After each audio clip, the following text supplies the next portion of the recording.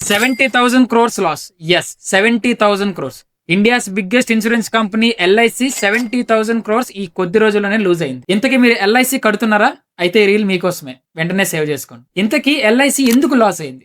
దాని వెనుకున్న లాజిక్ ఏంటి? మనందరం ఎల్ఐసి ప్రీమియం కడుతూనే ఉంటాం. కాకపోతే ఎల్ఐసి ఆ మనీని స్టాక్ మార్కెట్ లో ఇన్వెస్ట్ చేస్తుంటాం. యుఎస్, ఇజ్రాయెల్, ఇరాన్ మధ్య వార్ స్టార్ట్ అయింది. దీని వల్ల స్టాక్ మార్కెట్స్ పడిపోయాయి. దానితో పాటు బ్యాంకింగ్ స్టాక్స్ కూడా పడిపోయాయి. అండ్ అదే విధంగా big sectors like infra and financial sectors కూడా పడిపోయాయి. దీని వల్ల ఎల్ఐసి దగ్గర ఉన్న షేర్ వాల్యూస్ పూర్తిగా పడిపోయాయి. అందుకే 70,000 క్రోర్ వాల్యూ డ్రాప్ అయింది. అంటే డైరెక్ట్ గా మీ అకౌంట్ నుంచి మనీ తగ్గిపోవడం కాదు, బోనస్లు తగ్గిపోవచ్చు అండ్ రిటర్న్ స్లో అవ్వచ్చు. బట్ వెయిట్, ఇది పర్మనెంట్ లాస్ అయితే కాదు, జస్ట్ టెంపరీ మాత్రమే. మార్కెట్ మళ్ళీ పెరిగితే ఎల్ఐసి ఆటోమేటిక్ గా రికవర్ అవుతుంది. సో మీ మనీ సేఫ్. ఇలాంటి సిచ్యువేషన్స్ లో స్మార్ట్ ఇన్వెస్టర్స్ పానిక్ అవ్వరు, ఎస్ఐపి స్టాప్ చేయరు అండ్ లాంగ్ టర్మ్ లో థింక్ చేస్తారు. పాలసీ తీసుకోవడం మాత్రమే కాదు, అది ఎలా వర్క్ అవుతుందో కూడా తెలుసుకోండి. విన్నర్ గా కంటెంట్ యూస్ఫుల్ అనిపిస్తే లైక్ చేసి మీ ఫ్రెండ్స్ అండ్ ఫ్యామిలీకి రిలీజ్ షేర్ చేసి వెళ్లే ముందు ఫాలో చేసి వెళ్ళడానికి ట్రై చేయండి. మనకు కూడా ఒక బూస్టప్ లా ఉంటుంది.